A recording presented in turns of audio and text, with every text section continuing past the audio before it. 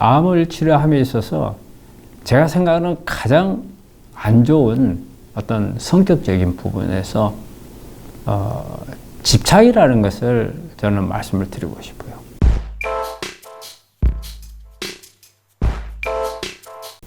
이 집착이라고 하는 게 암 치료에 있어서 정말 방해꾼이에요.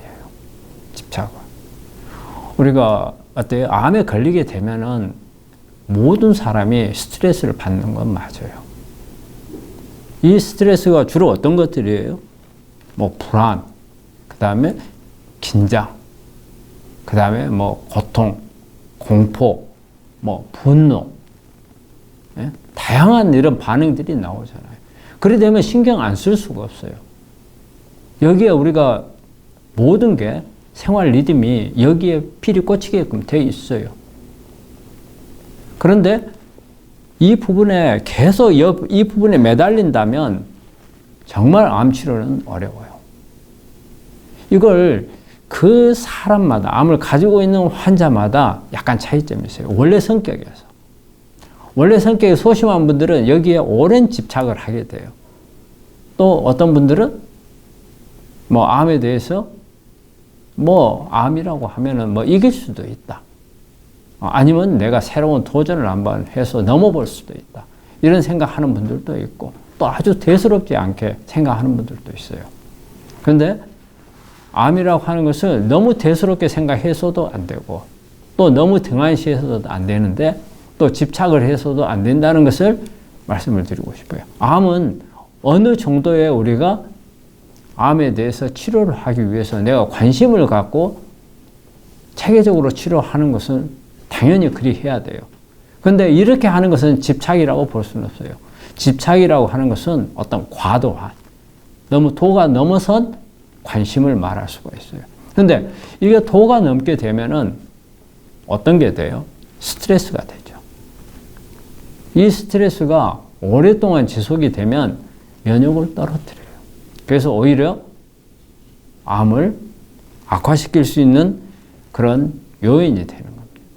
그래서 어떻게 해서든지 집착은 버려야 돼요. 관심을 갖고 적극적인 치료를 하는 걸 좋고 많은 정보를 찾는 것도 좋지만 너무 소심하게 매달리는 부분들은 안 좋아요. 사실 어떤 치료가 주치의가 해줬을 때는 거기에 대해서 아주 큰 부작용이라든지 이런 부분을 설명해 줍니다. 그래서 아주 사소한 것들은 안 해줄 수도 있지만 이런 부분들을 통해서 본인이 걱정하고 있는 것에 크게 영향을 줄 수 있는 부분들을 설명하기 때문에 너무 거기에 대해서 예민할 필요가 없는데 아주 집착하신 분들은 아주 사소한 것부터 해가지고서 이것 때문에 잠도 잘 못 자요. 항상 불안하고. 그래서 이런 부분들이 이 집착을 버려야 된다는 거죠.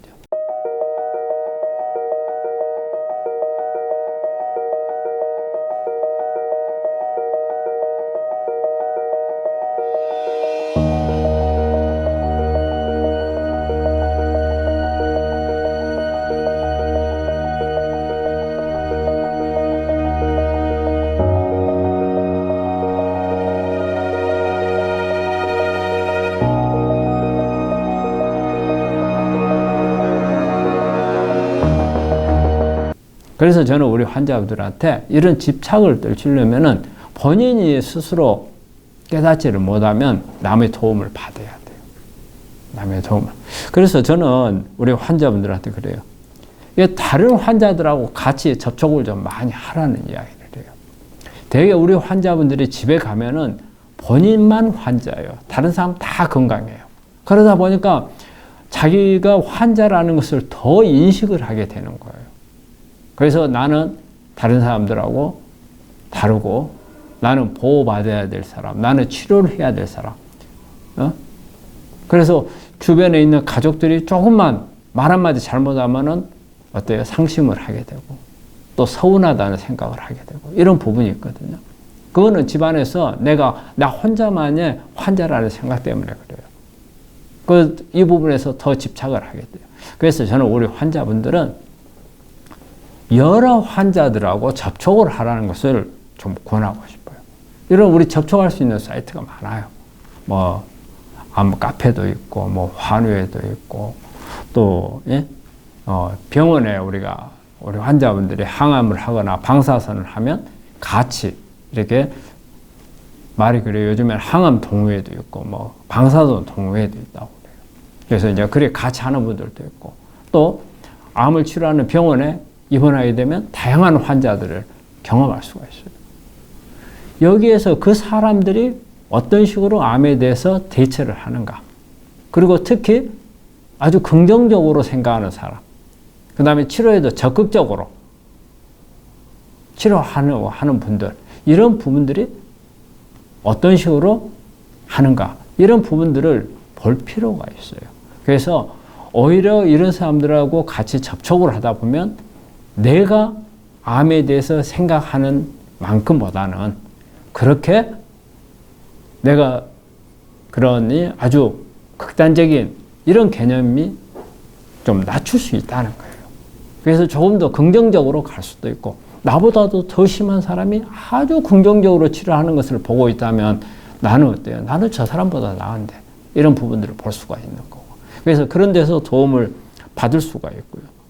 그 다음에 어때요? 여러 가지 정보를 얻어보세요. 근데 정보를 우리 환자분들에도 무조건 어떤 치료법만 정보를 찾아요. 그게 아니에요. 어떤 심신요법을 통해서 내 마인드 컨트롤을 할 수 있는 부분들이 어느 것들이 있는가 이런 부분들을 찾아볼 필요가 있어요. 그래서 그런 부분들을 한번 접해보고 그런데 그런 게 잘 안 된다. 그럴 경우에는 정말 이런 생각을 하죠. 우리 환자분들이. 아니 내 머릿속에서 지금 이렇게 공포스러운 것을 이야기를 하는데 그게 되느냐. 그런데 이것을 어디에서 생각해? 내 뇌에서 생각을 하는 거란 말이에요. 이거는 바꿀 수가 있어요. 이걸 우리가 어떻게 보면 세뇌라고 할 수 있어요. 아마 우리 환자분들도 그런 말을 할 거예요. 뭐 의사들이나 이런 말을 하면은 예? 아니 나도 그러고 싶은데 안 된다. 그러고 싶다는 생각을 한단 말이에요. 그렇다면 본인은 그러고 싶은데 안 된다 하지만 그러고 싶다면 될 수 있다는 거예요. 이런 부분들을 도움을 받을 수 있는 부분들이 많이 있어요. 특히 심신요법이라든지 어떤 심리치료를 통해서 얻는 방법이라든지 아니면 정신 상담을 통해서 얻는 방법이라든지 여러 가지 방법들이 있거든요. 하다 보면은 내가 전에는 이렇게 집착을 했는데 풀리네. 이런 부분을 경험한 사람들이 엄청 많아요. 그런 분들이라면 이런 다양한 채널을 통해서 내가 도움을 받을 수 있다는 것을 생각을 하셔야 돼요. 그래서 가장 좋은 것은 여러 환자들하고 접하는 것을 저는 제일 권해요. 그리고 또 내 마음을, 내 자신을 긍정적으로 세뇌시키기를 그거는 여러 가지 방법들이 있어요. 이런 부분들을 같이 하면 집착을 버릴 수가 있고 그 다음에 이 집착이 버려지면 여러분들은 정말 치료할 수 있어요. 암을 낳을 수가 있다는 겁니다. 그래서 우리가 암은 사실 여러 가지 치료법들이 있어요. 치료법들이 있지만 그 중에서 암을 가장 많이 악화시키는 건 스트레스예요. 집착은 스트레스거든요. 또 암을 가장 잘 치료할 수 있는 방법도 바로 마인드 컨트롤이에요. 근데 그 중에서 집착이나 소심이나 이런 우울증 모드로 가는 부분들을 어떻게 해서든지 빨리 바꾸는 게 좋은 치료라는 것을 생각을 하셔야 돼요. 그래서 제가 말한 이런 부분들을 좀 참고로 해서 자신이 그런 상황이라고 생각한다면 한번 벗어나 보기를 권합니다. 그러면 아마 제대로 치료가 될 겁니다.